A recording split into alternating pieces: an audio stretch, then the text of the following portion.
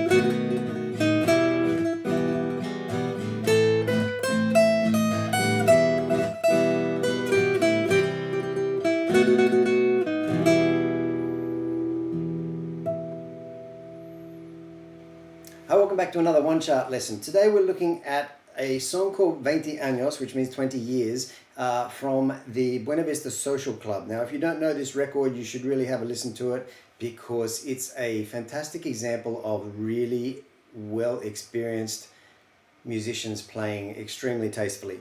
Compay Segundo is the name of the guitarist on this track. And he just plays beautifully. So what I've done is taken the guitar solos, the 2 guitar solos out of this song and kind of adapted them to fit this little lesson. They may not be exactly note for note. There are other guitar tracks in the song that you can hear in the background, but what I've done is tried to take the essentials of his solos, put them into these 2 guitar solos and break them down in a lesson for you. Now, the best thing I think to do is to play through these very, very slowly, show you the tab for them, and then any little helpful tips I can give you along the way, I'll do that. So download your chart, have a look at these solos, and let's get started. The first thing we notice is that the chords are very nice and basic. They follow E minor and B7 and A minor, and then it modulates to an E7 and then turns around on a C and a B7 back to E minor. After the solo, there's what I call the bridge section, which moves to D. I've put the chords down in your chart, but that's where the vocals are, and so you can follow those chords easily enough on the chart, but I'm not going to go through them here. What we're doing now is running through this rhythm track like this.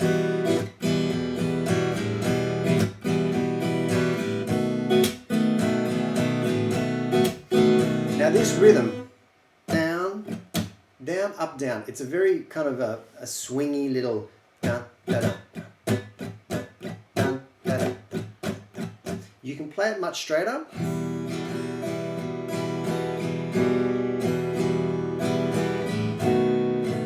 As I've done in the first part of this, of the bit you heard at the beginning there, but when you start to swing it up a little bit and give a little bit of a, I want to say flamenco, but it's a Cuban song. So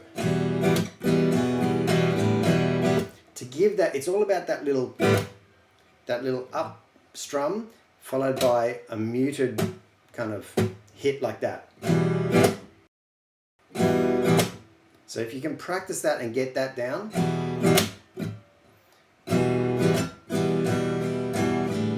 the rest of the pattern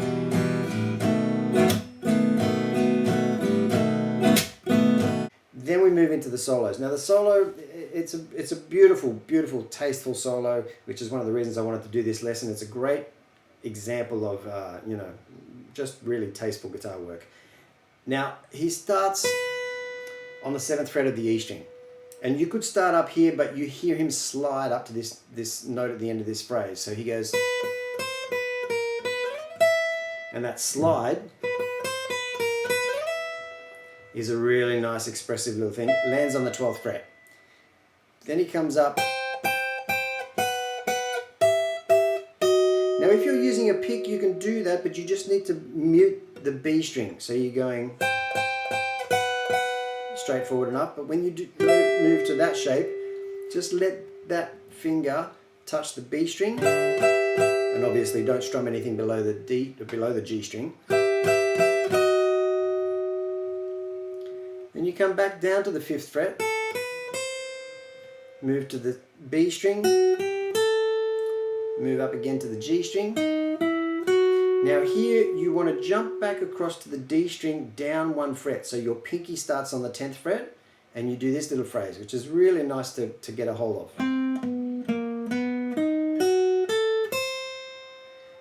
Now you see, if you start with your pinky on the 10th fret, you don't have to move your hand left or right at all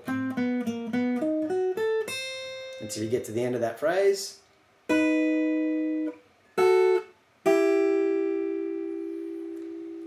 Next little phrase goes slightly different. You're doing 2 7s, 2 8s, then down to the 6, and slide up to the 12. Same slide again. And then we're coming way back down again.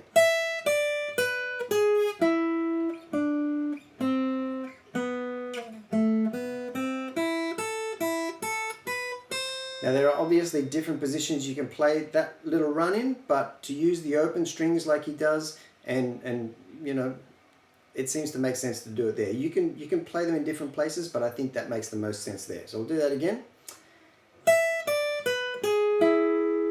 Got to reach across both strings with both B and G strings with your first finger there. And try and be clean going down those notes on the 1 string.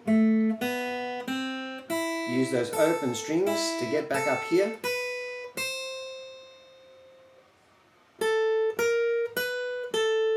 The reason why we come back up here to do that phrase is this next bit. Now that is, you're going to play 2 strings with 1 finger there, and 2 strings with 1 finger there. Then you're in the right position to play this lovely little chord, move to this nifty little chord, finish on that one, on the E minor. So that's the end of that first solo. Then it moves through the bridge with some simple but really lovely chords, and then we go into the second solo. Now the second solo is a lot like the first, but what we're doing is we're using trilling to kind of get a little bit more momentum, emphasis, speed, passion, whatever you like to call it, into this second solo. But a lot of the phrases are quite similar. So the way you get this trill, you got to work up to it. If you're using a finger or a fingernail, actually if you're using a finger without a fingernail, it's quite tricky to get a trill because you've got to go back and forth on that string. With a pick, it's quite easy for the same reason. If you angle your pick, and I don't have one in my hand, but if you're using a pick and you want to do this trill, it's quite effective to turn the pick at a slight angle. So instead of facing the string flat like that, you've twisted it just a little bit, so it's almost like it's cutting, trying to cut through the string, just cutting at like even a 45-degree angle, and you're just using the tip of the pick. I don't know whether you can see that or not, but instead of going flat like that, you angle the pick slightly like that and angle it across the top of the string, and just use the tip of that. Start slowly and build up your speed, because you want to have good control over that. Now in the solo, I've made all these trill sections 16th notes, but you don't have to be accurate with that. You just need to be able to go. And slow or fast does not matter, as long as it sounds nice, and what's important is moving to the next phrase in time. Okay, so with this in mind, I'm going to use a pick for this second part of the solo, but absolutely works with a fingernail.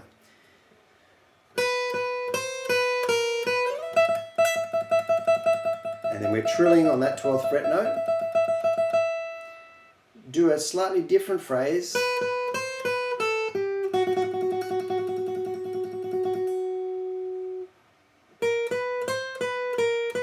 We move up here because we're jumping up to this 14th fret, sorry.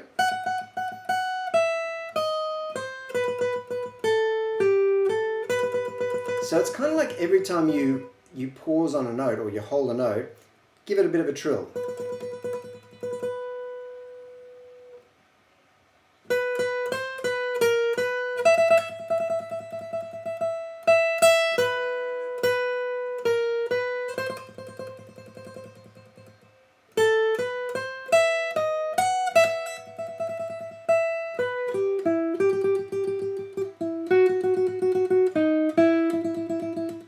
Repeat that last section again.